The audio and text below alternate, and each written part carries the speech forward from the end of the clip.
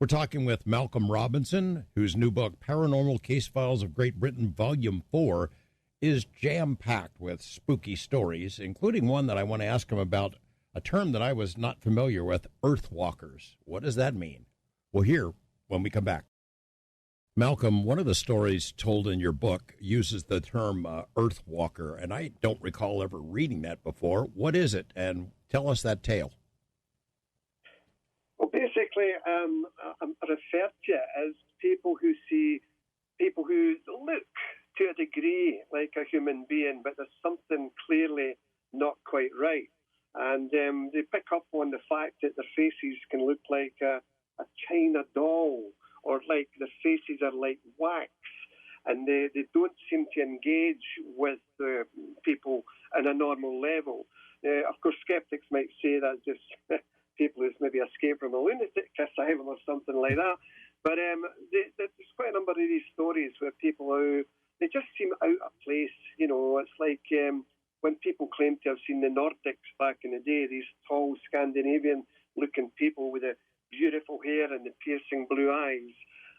They, back in the day, were seen in association with some, not all, UFOs. So there's certain people who, they call them earthwalkers. I mean, obviously, they have their own terminology in the Skinwalker Ranch. Skinwalkers, you know, that's not the same, but in the same kind of level, so to speak.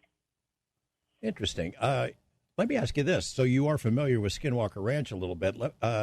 One of the phenomena that seems to have popped up there, we gave it the name hitchhikers. One of the U.S. intelligence guys who was on the property encountered something and took it home. In fact, five people who had worked on the program, OSAP, took something home with them, and it stayed with them. It spread to their family. Is there something like that akin to that phenomena in the ghost hunting world? I've heard about some of the ghost hunters who do boots on the ground, in-person research, who've had attachments that follow them home, and it's really kind of messed them up. In fact, one of the names of those guys, I'm not going to embarrass them with it, one of the names is in your book, a ghost hunter in your country who has had experiences to the point where he doesn't do it anymore. And you might know who I mean, but is there something like that? Is that a risk that comes with the territory if you do this kind of work? Let's be honest. Yes, there is. There is what we call contagion. And that means that a number of people have brought back to their own family homes from haunted houses or poltergeist-affected houses the phenomena as well. And yeah, I'm aware that that's something that's happened at Skinwalker Ranch as well. But yeah, it does overlap. It does overlap into the kind of paranormal world as well. In fact, there was one occasion when I came back from dealing with a haunted house, and I was absolutely knackered, you know. And I was reading a book. It was early in the hours of the morning, and then suddenly from behind my head came three distinct raps, and I knew straight away, George, that I had brought something back with me. Not very pleasant. Thankfully, nothing more than that happened on that occasion. But with some cases, thankfully, not them all, people can bring back stuff to their own family homes. And that's a concern. It's interesting, but it's a concern to those people who sadly have to put up with it. What do you do to get rid of it? Well, it depends. It depends how you view that. You know, will it go away accordingly of its own volition? Do you have to bring in a priest, a shaman, or anything or sage the house, you know, burning sage? I dare say people would use various things to try and get rid of that. For me personally, if it happened on a big scale, more than those raps, then I would probably have tried sage, burning sage. It's a cleansing agent. It apparently assists spirits to move on. I know it sounds crazy, but to move on. So I would try something along those lines. And if push came to the shove where we couldn't get rid of it, then I guess you've got to look at the church. It's not crazy. The guy I'm talking about, who you would know, he's mentioned in your book, and the reason I know about him is because I tried to get him on the show. He'd written some really excellent books on these subjects, and he had quit. He never made it really clear what the reason was, but I learned from other people that something had happened to him, that something attached itself, and it messed up his life in a major way. He just quit working on these cases altogether. Are we speaking about Mike Hallowell? I'm not going to even. We'll talk off the air about it. I don't want to cross a line and reveal personal information about something that is taken very seriously. But I mean, I guess it's an occupational hazard in your line of work. Yeah, I remember there was a wave of UFO sightings down in Dyfed in West Wales back in 1977. And I went down to interview a chap who wrote the Dyfed Enigma, all about the UFO sightings. It was a guy called Randall Jones Pugh. And a few years later, this is getting back to your original question, a few years later, he stopped everything. Sadly, he's passed on now to spirit, but he stopped everything because he felt there was a strong demonic presence attached to the UFO Enigma, and he burned all his books, he burned all his research papers. He's the only chap that I know in the UFO world who's done that, who really felt that it was a demonic thing. And I was quite surprised at that. And but yeah, it has its problems. You mentioned earlier about one of the cases that you were involved with where a vicar was called in to try to help cleanse the house. I forget which of the stories, the incidents that is mentioned in your book, but I recall you describing a vicar or a priest was called to this home, and they wouldn't enter it. They wouldn't enter the house. They gave him like a crucifix or something, said, basically, you're on your own. I'm not going in there. Do you recall what case I'm talking about? I think I do. I think that may have been the Nottingham case. I think so. Yeah. I first heard about that case way back in 2015. I was living in a lovely wee place called Hastings in England at the time, and I passed it on to a group called Past Hauntings, Vivian Powell, Sean Cadman, and a number of others, because they were closer. They were, next to the location. Oh, my goodness, where do you start with this one? Probably one of the worst cases I've ever encountered, and I was so glad to write it up in the book. You're going to get people who are saying, no, that could never happen. Well, believe you me, it did. I'm just going to give you a quick rundown of some of the things that happened in that house. You had your typical apparitions, you had phantom voices, you had whispers, you had items being moved to different locations, you had items going missing in the house, only for them to turn up in completely different places. There were bangings, there were thumping noises, mostly coming from the loft. You had your intense cold spots as well throughout the house. Yes, there were even UFO sightings above the property. Furniture would move around of its own accord.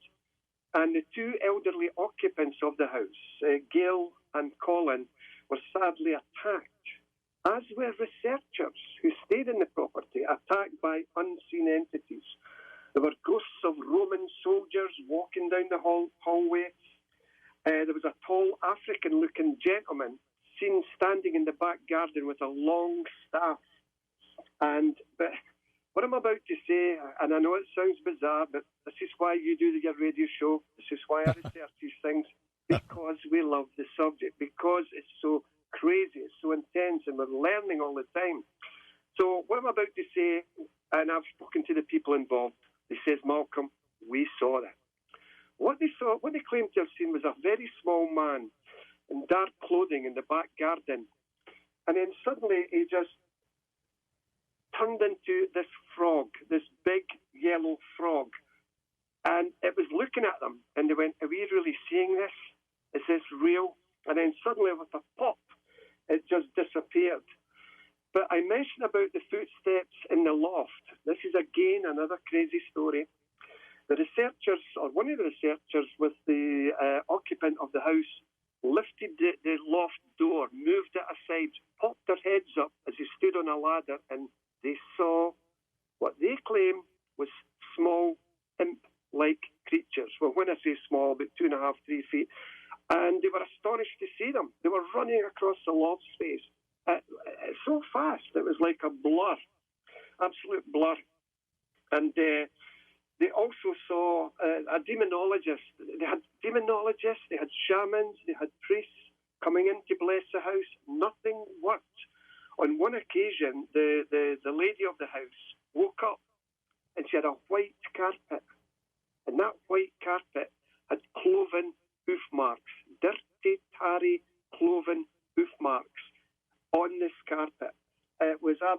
astonishing, And sadly, the lady of the house passed away a few years ago, and I spoke to the gentleman, her husband, and he says, Malcolm, these things did happen. It sounds like a Steven Spielberg movie. It sounds like we've just made it up to get attention. But he says, Malcolm, we don't want attention. We don't want this invading into our lives. And this is the problem with paranormal research. There's numerous cases across America and Canada and mainland Europe where people have to encounter these little demons and these, whatever you want to call them, These cases are real. Thankfully, they're not a great deal of them. But when you hear about them, as we did with this book, I just knew I had to put this case in the book. Then we got to inform people, look, the world is a lot stranger than you can ever imagine. Yeah, it's hard for people to get their heads around ghosts or UFOs, let alone places where there are ghosts and UFOs and other stuff. It's like Skinwalker Ranch, which has different kinds of cryptid creatures, orbs, balls of light, UFO-type craft, cattle mutilations, crop circle-type formations, all of those and a lot more, all mixed into one. I had a guest on this program last week, Malcolm. You might know him, Paul Sinclair, who's... great guy. Yeah. And there's, he's describing an area of Yorkshire that has all of these kinds of activities, werewolves, all mixed in one. It makes it hard for people to get their heads around it and accept it when you've got more than one phenomena, or even just one, let alone to have 4 or 5 more. Are you familiar with other hotspots like that? Yeah, absolutely. I mean, Bempton in England, what Paul Sinclair has done some tremendous work there, and I cannot stress enough to your listeners to please try and get Paul Sinclair's books, Truth, Proof. They are unbelievable.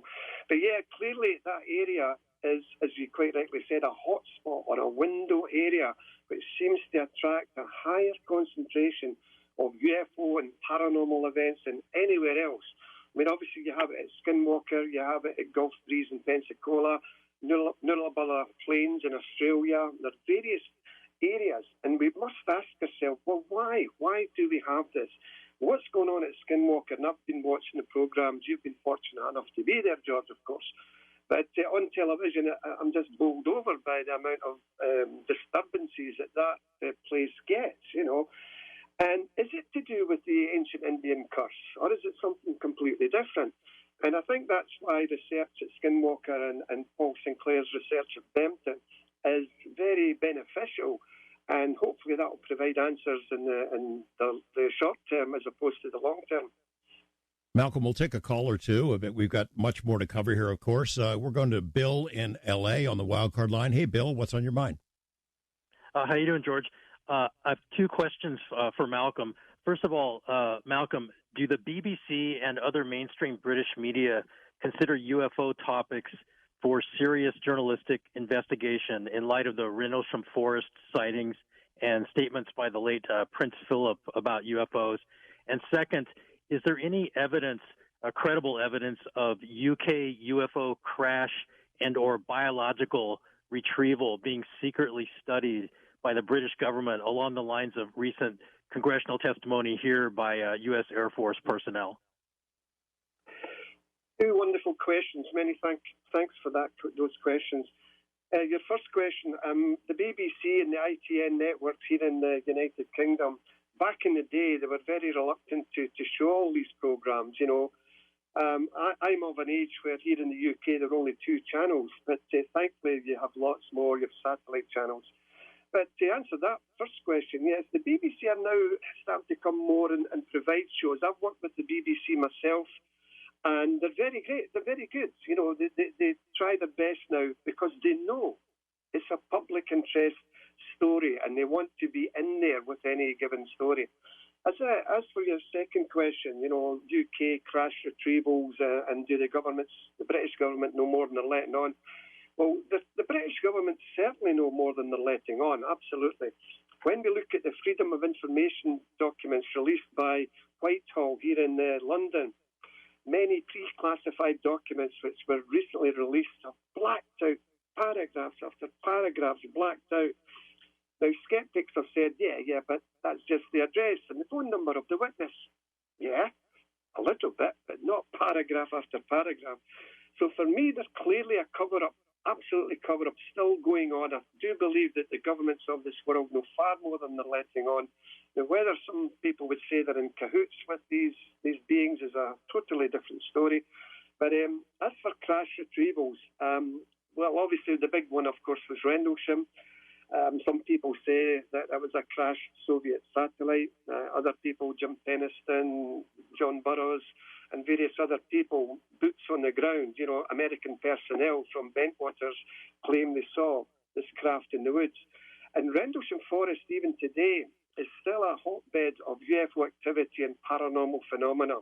And many clubs and societies still go down there and experience. We have the wonderful Brenda Butler who takes tours around there. And some of the paranormal and ufological things is incredible. But getting back to the crash retrievals, that's the only kind of one that I'm aware of. There was one in Wales, allegedly, back in the day as well. Berwyn Mountains, I believe it was. And there is another British one, the name escapes me, but I don't know much about those particular ones. Yeah, I think Nick Redfern wrote about that one in Wales. Bill, thanks for that call. Along the same lines, what Bill was asking regarding BBC attitudes, what about on ghosts? I would think they might be a little more lenient in covering that in a serious manner, given the long history of ghost and poltergeist cases throughout the UK. Well, it depends on the actual journalist or the presenter who's dealing with the programme for the BBC or ITN networks. I think with ghosts, I would say that it's more sceptical, it's more farcical, it's more jokingly, I mean, I've been ridiculed in newspapers all my life. I've worked with journalists who said, honestly, Malcolm, I'll do a proper story, honest. But when the journalist sends his story into the editor says, that's too nice. Let's put salt and pepper. Give it arms and legs, And so it depends on the journalist. Yeah, I've been on the receiving end of a lot of that stuff too, Malcolm. We're in the same boat on that regard. We'll go back to the phones in a moment. Here, take some other calls for my guest, Malcolm Robinson. Paranormal Case Files of Great Britain, Volume 4 is his book. It's jam-packed with great stories, spooky stuff. It's a fundamental question for humans. It goes as far back as humans have had brains to think about it. What happens to us when we die? Do we end up in heaven, as Clapton suggests in that song, or do we stick around Earth as poltergeists or ghosts? And what are the rules on that stuff? We have one of the world's premier ghost hunters, Malcolm Robinson, as our guest. If you have a question about ghosts, UFOs, or other phenomena along those lines, call in. We'll get to those, as many as we can, in our final segment of Coast to Coast AM. Malcolm Robinson will start with another call from one of our listeners. Then we'll proceed on to other subjects. Joe in Monterey on the wild card line. Hey, Joe, what's on your mind? Thank you for taking my call, George. Very interesting topic. There is a crossover, by the way, for the MUFON and the paranormal. What do you mean? Well, there's something, and it's not really talked about too much in certain circles, but amongst ourselves, it's something called starseeds, incarnated angels, and walk-ins. And starseeds are people from other planets. Those are ETs that come and incarnate on Earth for whatever reason. They come here. That's their free will. Now, the problem with this is that they don't talk to people outside their circles. And I guess your guest may have run into them. They may have come over to him because if he's investigating, if anybody investigates the paranormal and UFOs, they have a certain energy around them, and sometimes they are drawn to things, and sometimes those things are drawn to him. Have your guest, let's see, Malcolm, and I love your accent, Malcolm. Have you run into people that are different, like starseeds? They are from another planet, incarnated from another planet? Well, Joe, thanks for the question. I'd love to say yes to that, but I can't. I'm racking my brains, and I don't think I can think of anything that's really people that's came up to me very, very strange like that. So, but I know you're quite right. Some people, and I've mentioned in the show earlier, some people have seen people, out of place people who don't look physically real, don't look physically human. You know, they look totally at odds, out of sorts with mankind. But as for a personal, well, then again, how would I know? No, I don't think I have, Joe. Sorry. Thanks, Joe. Appreciate your comments and the question there. What are the rules, Malcolm? How does it work? I was asking about, Christians believe a version of us, our soul, goes to heaven, something like that. Scientists interested in consciousness are now looking at the possibility that an essence of us does go on, that we don't die, that energy can't be destroyed or created. It does go on. Your investigations show that some of these things, whether they're spirits or an essence of a person, shows up as a ghost. Why do they stay and not go on to whatever is next? Yeah, there's a number of interpretations in regards to that particular question. Some researchers may give you different answers. But for me personally, I do, well, first and foremost, let's say again, for me personally, the evidence is there is a life after death. So to answer your question, where do people go? What is the plan for those people? Now, it sounds Hollywood, but it would appear that, and we're bringing into reincarnation into this as well. But the more people are here to learn lessons, to make themselves a better human being. And as such, once they reach that kind of nirvana, for want of a better word, they would not need to reincarnate back to planet Earth. Some people talk about this afterlife, this beautiful, majestical place. Some people call it the Summerland. The colours are magnificent. There are white buildings, grassy knolls, beautiful fields, etc. All sounds wonderful, And if that is the case, then great. That's somewhere for us to go. Other people tend to hang around the Earth plane as what we call as earthbound spirits. And that can be for a number of reasons, George. It could be they've died very, very quickly, and what's happened? Am I dead? And then they can't understand it. They're in spirit now. They have passed on, and some people will see them, etc. You have these anniversary ghosts. Ghosts or spirits that will only be seen on a certain date and time of the year. Why would they want to do that? But there is this other place for them to go to, and this is why spiritualism is a wonderful comfort to me as a religion. And we have some fantastic mediums working with SPI here in Scotland. We have the lovely Alison Dunlop Shanes and her husband Ian Shanes. We have Stephen Bird. And I tend to work with people I can trust and people I can, I really, you would give your life for. These psychics, Alison, Ian and Stephen, are wonderful people. And they provide that evidence that I'm looking for, as well as others. But getting back to your question, there is this other place for us to go, and it's just a great comfort for me. We got Aaron in Fountain Valley, California, with a question. Hi, Aaron. Welcome to Coast to Coast. What's on your mind? Hello, George. I am very greatly inspired by you and everything that you're concerned with, and thank you so much for taking my call. Malcolm Robinson, I just want to say your name like Malcolm Robinson, Scottish, But I have a question about psychometry. You can hear me, yes? I can hear you, yes. Yes. Basically, the children that were in the UK, they were blindfolded, and they were able to read a book that they never read through the blindfold. It was like a VR kind of like goggle-looking thing. And she's like, what am I holding in my hand? And the girl goes, a wooden spoon. And they show it's a wooden spoon. And there's people who can touch something without looking at it and know the color of it. And I've ever wondered, it's kind of on the paranormal side. But George, my grandfather was in the Navy. He was a fighter pilot in World War II. He died 4 Decembers ago. He was a black ace. He was a lieutenant colonel. But yes, if you could answer anything, I'll be listening, and I appreciate everything you do. And George Knapp, you're the last of the callers that I was able to contact, and I love everything about everything you do and inspires me for my further growth. Well, thanks, Aaron. Thanks for the call. Malcolm, some comments? Yes, I mean, psychometry is another aspect of the paranormal, which is clearly true. Now, I'll give you a quick, for instance. I was given a lecture at a psychic event in England some years ago. And the lady was doing psychometry. Now, for those listeners who are not unsure about what that means, is you can hold a coin or a military ribbon or a piece of clothing, and suddenly you'll get the emanations coming through that material, and you know exactly who that belonged to. Some people are so gifted in psychometry, it's incredible. Anyway, back to the story. This lady was collecting all the coins and bits and bobs from all the people in the room. And I went up and I put a little stone on her tray. And she looked at me and she looked at the stone and just kind of smiled.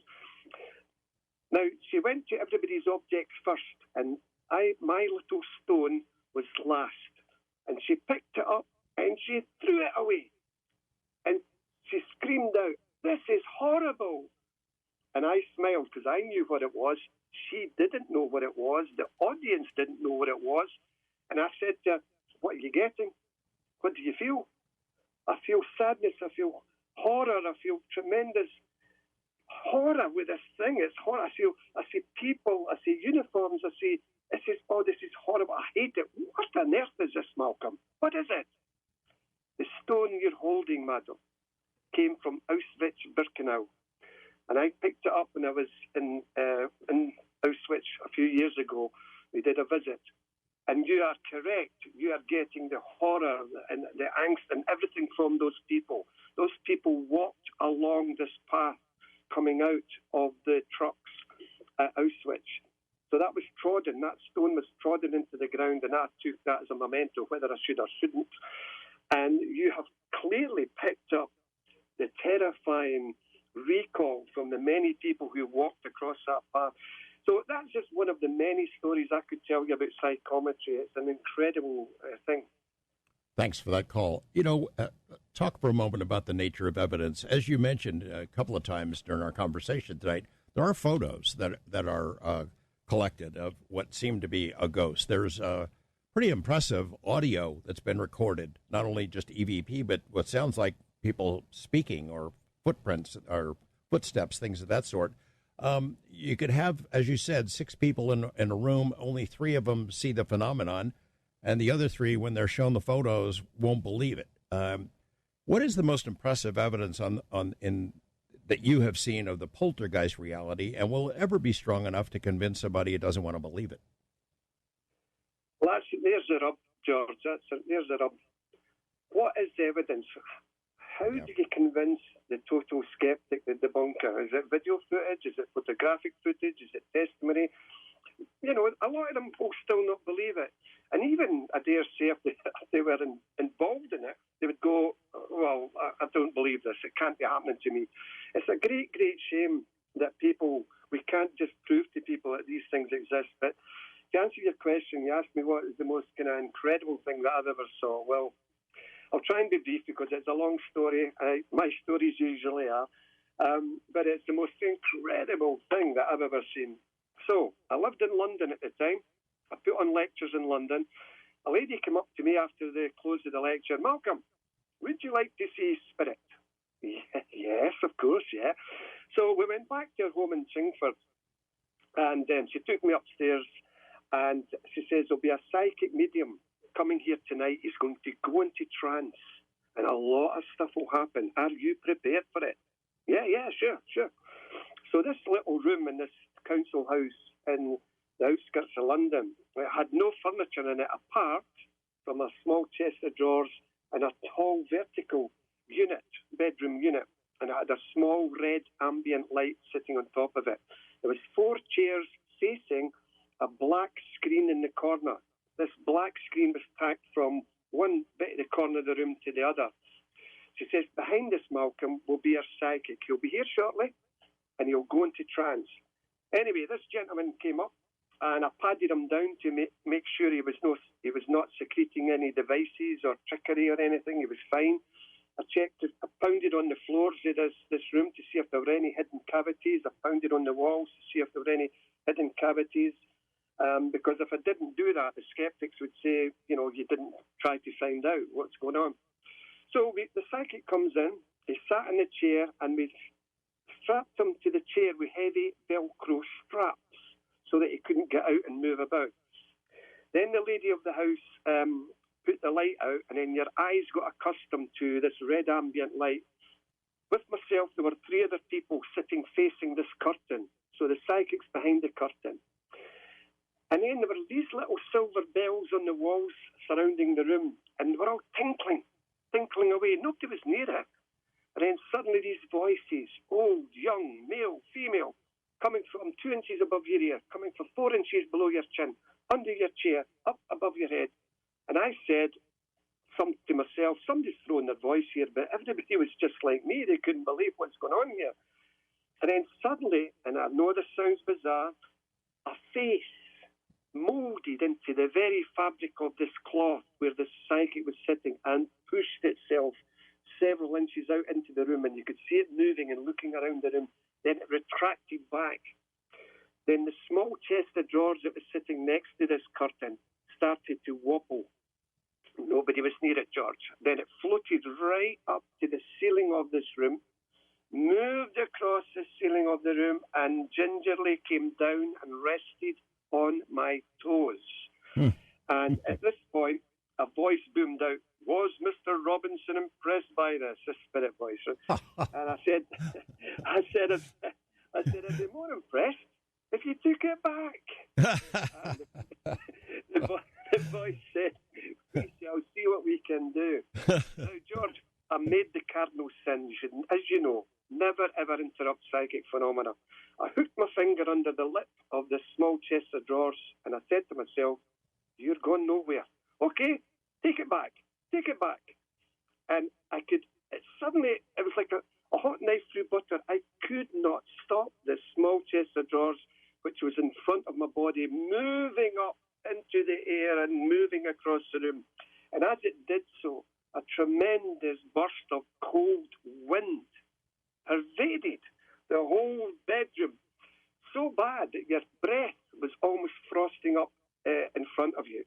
Now, whilst that will sound an interesting story to yourself and your listeners, is it proof? I would love for you, George, and your listeners to have been there. Might have been a busy room, mind you, but to share that experience, because it was incredible. Now, these are things why I keep involved in the subject. It's because of cases like that. Yeah. I wish we had time for more callers. I appreciate everybody who's been on the phone. I need to ask you one more thing, though. Loch Ness. So this weekend, this gigantic search has been underway. All these people descended on Loch Ness to look for Nessie.